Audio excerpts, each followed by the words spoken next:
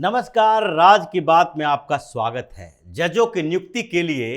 IB और raw की report के हवाले से सरकार ने जिस तरीके से सख्ती बरती है, उससे सुप्रीम कोर्ट और साथ ही विपक्षी पार्टियां दोनों बौखलाए हुए हैं। सुप्रीम कोर्ट भी बार बार सरकार से सवाल पूछ रहा है कि आखिरकार जजों की नियुक्ति के लिए कॉलेजियम ने जिन वकीलों को जज बनाने के लिए अनुशंसा की, उसके लिए आईबी की रिपोर्ट की क्या जरूरत है, रिसर्च एंड एनालिसिस विंग यानी रॉ की रिपोर्ट की क्या जरूरत है, और सरकार ने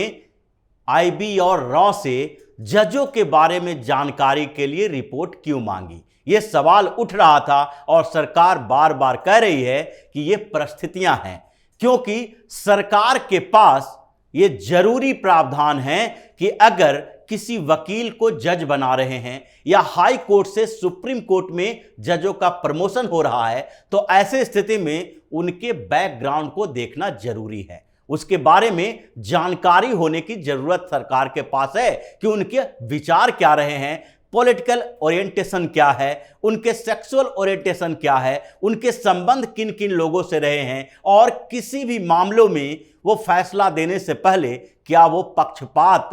बना सकते हैं, अपने विचार वैसे ही रख सकते हैं और अपने विचार के अनुसार फैसले दे सकते हैं। इन सब की जानकारी रखना सरकार की जिम्मेदारी है। लेकिन पहले तो सुप्रीम कोर्ट ये सवाल कर रहा था और अब विपक्षी पार्टियां और खासकर कांग्रेस ने सवाल करना शुरू कर दिया है। कुछ समय पहले मनीष तिवारी, जो कांग्रेस के सांसद हैं, इन्होंने मंत्रालय यानी कानून मंत्री से सवाल पूछा था। संसद में लिखित जवाब के लिए सवाल किया गया था कि क्या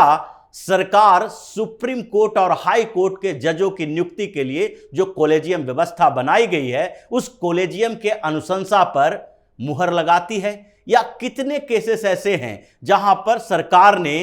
उनके अनुशंसा को ठुकरा दिया। इसके साथ ही उन्होंने बड़े गंभीर सवाल भी पूछे कि क्या हाई कोर्ट के जजों की नियुक्ति के लिए या सुप्रीम कोर्ट के जज बनाए जाने के लिए यह जरूरी है कि उनके बारे में जानकारी लेने के लिए आईबी का इस्तेमाल किया जाए या रॉ का इस्तेमाल किया जाए। यह वही सवाल है जो सुप्रीम कोर्ट लगातार करता रहा है, क्योंकि सुप्रीम कोर्ट के उन सवालों का जवाब पहले तो कानून मंत्री किरण रिजिजू ने दिया था और यहां तक कहा था कि जिस तरीके से आईबी और रॉ की रिपोर्ट के बारे में सुप्रीम कोर्ट ने सार्वजनिक कर दिया, वो सही नहीं है। सुप्रीम कोर्ट को ये बातें अपने तक सीमित रखनी चाहिए थी, न कि सार्वजनिक बात कर देनी चाहिए थी कि रॉ और आईबी की रिपोर्ट सरकार जजों के बारे में मंगवा रही है या फिर जिनके अनुशंसा जज बनने के लिए की जा रही है उसके बारे में मंगवा रही है। लेकिन अब सवाल संसद में उठा और 16 पार्टियों ने एक साथ कांग्रेस का साथ देते हुए सुप्रीम कोर्ट के सुरक्षा में उतर आए, सुप्रीम कोर्ट के बचाव में भी उतर आई और इन लोगों ने सवाल किया और मनीष तिवारी इसकी अगुवाई कर रहे थे। मनीष तिवारी ने जो सवाल पूछे वो हाई कोर्ट के 3 वकीलों के बारे में था जिनकी नियुक्ति हाई कोर्ट के जज के तौर पर होनी थी और उसे हाई कोर्ट के कॉलेजियम ने सुप्रीम कोर्ट के पास भेजा था। सुप्रीम कोर्ट ने उसे आगे बढ़ाकर सरकार की मंजूरी के लिए भेजा था, लेकिन सरकार ने मंजूर नहीं किया क्योंकि इनके बारे में रिपोर्ट गलत आ रहे थे। सरकार को लगा कि ये जज बनने की योग्यता नहीं रखते हैं, इनके विचार पक्षपातपूर्ण हैं और इससे सुरक्षा को भी खतरा हो सकता है। तो मनीष तिवारी ने वही सवाल पूछे और पहला सवाल था कि क्या जज बनने के लिए किसी के सेक्सुअल ओरिएंटेशन को एक पात्रता यानी योग्यता माना जा सकता है। इस पर सरकार की तरफ से कानून मंत्री ने जवाब दिया कि यह मामला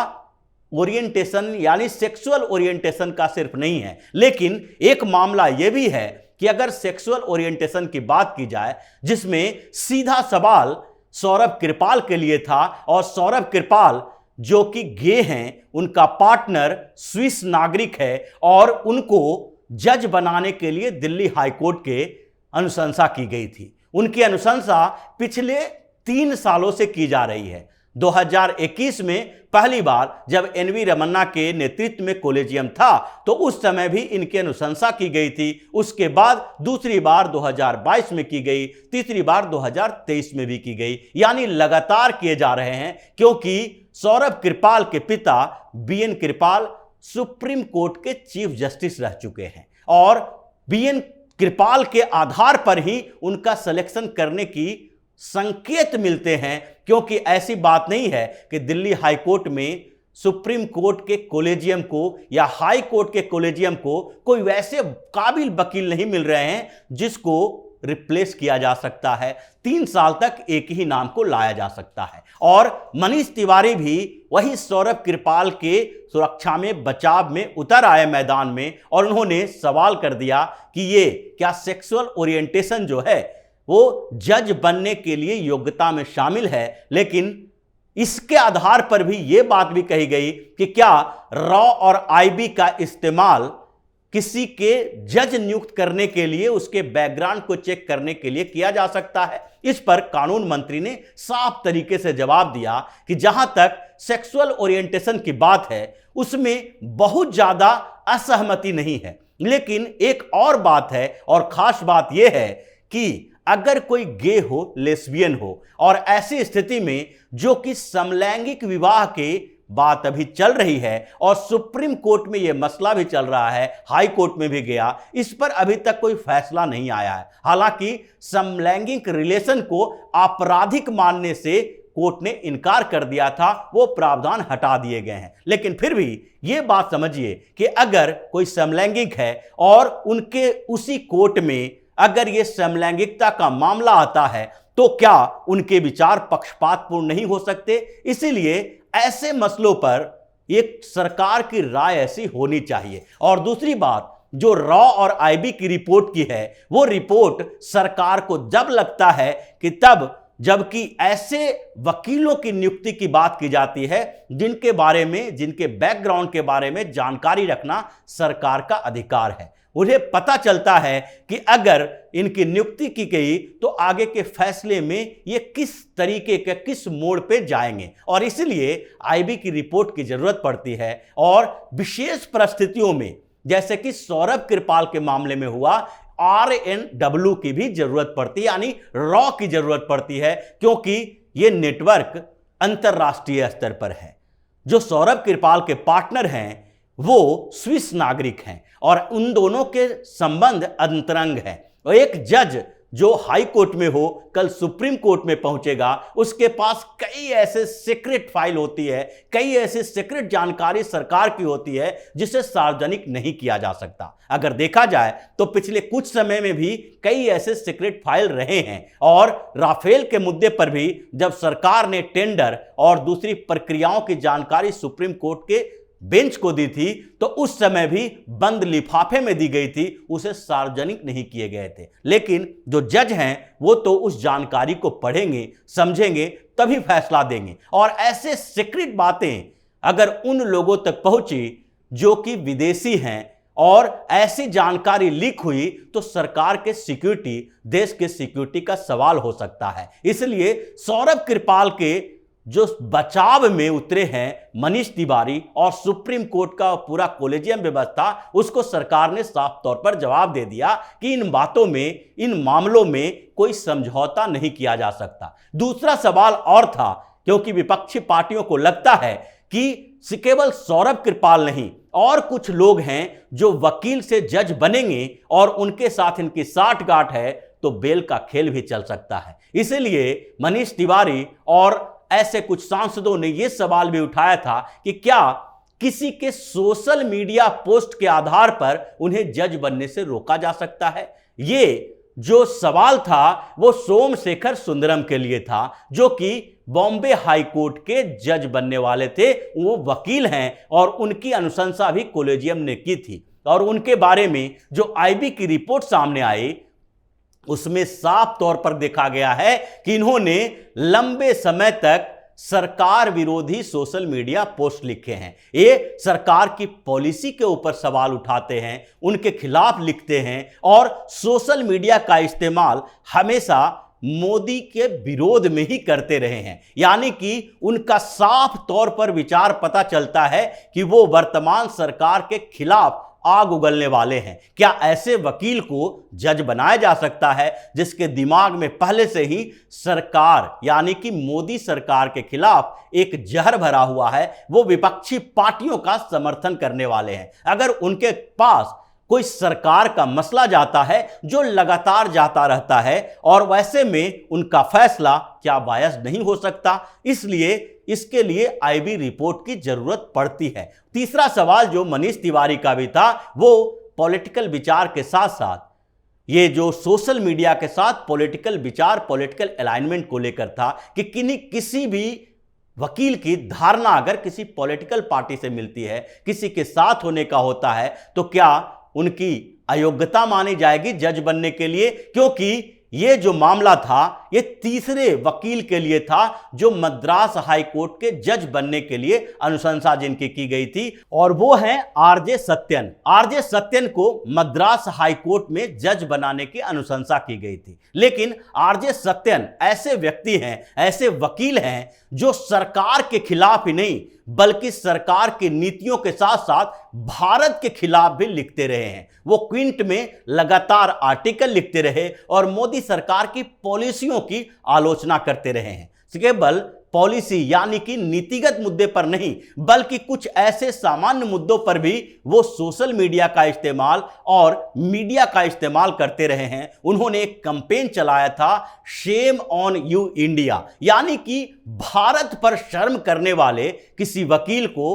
क्या हाई कोर्ट का जज बनाया जा सकता है? और अगर बनाया जा सकता है तो ये कांग्रेस या विपक्षी पार्टी या सुप्रीम कोर्ट को इस पर सोचना चाहिए कि वो किस एजेंडे के तहत काम कर रहा है। ये सारा का सारा मसला कॉलेजियम सिस्टम को लेकर है, क्योंकि कॉलेजियम में हाई कोर्ट के कॉलेजियम किसी वकील को जज बनाने की अनुशंसा करता है और उसके बाद यह सुप्रीम कोर्ट के कॉलेजियम के पास जाता है। सुप्रीम कोर्ट के कॉलेजियम में भी लगातार ऐसा देखा गया है कि जिनका बैकग्राउंड वकीलों को, बड़े वकीलों के परिवार से है या जजों के परिवार से है, उसके ऊपर आंख मूंद कर विश्वास कर लिया जाता है, चाहे उनकी राजनीतिक विचारधारा, चाहे दूसरी विचारधारा, चाहे उनके जो सीक्रेट तरीके से काम करने का या फिर किस तरीके के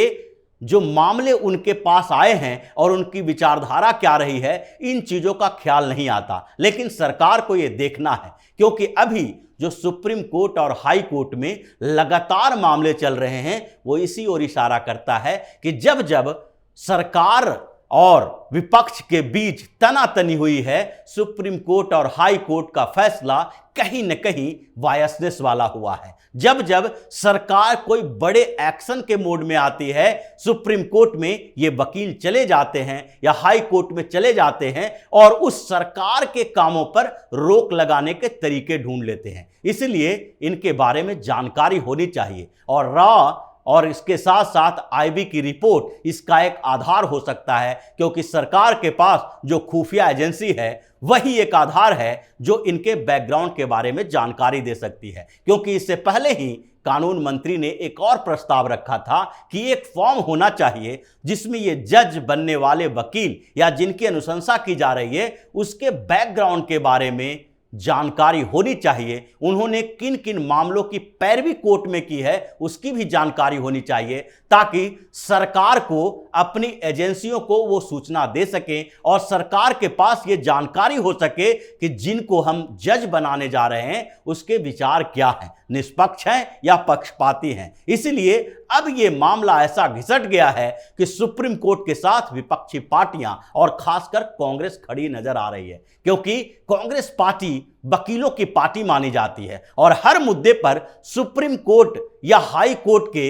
जजों के साथ जो सेटिंग है, जो तथाकथित कहा जा सकता है, क्योंकि इसके पुख्ता प्रमाण तो नहीं मिलते, संकेत जरूर मिलते हैं, इसलिए इनकी सेटिंग का फायदा कांग्रेस पार्टी को लगातार मिलता रहा है और तभी ये कांग्रेस पार्टी है जो सुप्रीम कोर्ट के उस कॉलेजियम व्यवस्था के साथ भी खड़ी है और साथ ही सुप्रीम कोर्ट के जजों के परेशानियों से ये ज्यादा परेशान हो जाते हैं, जबकि जनता की परेशानी से इनको कोई लेना देना नहीं है। तो अभी जो कॉलेजियम व्यवस्था पर सरकार और सुप्रीम कोर्ट के बीच ठनी हुई है, उसमें कांग्रेस की भी एंट्री हो गई है और कांग्रेस ने कुछ विपक्षी पार्टियों को भी अपने साथ रख लिया है। लेकिन सरकार इस बात पर अड़ी है कि जिस तरीके से आईबी और रॉ की रिपोर्ट के आधार पर इन 3 वकीलों को जज बनने से रोक दिया गया है, उसी तरीके से सुप्रीम कोर्ट और हाई कोर्ट में अगर कोई वकील को डायरेक्ट जज बनाने की अनुशंसा होगी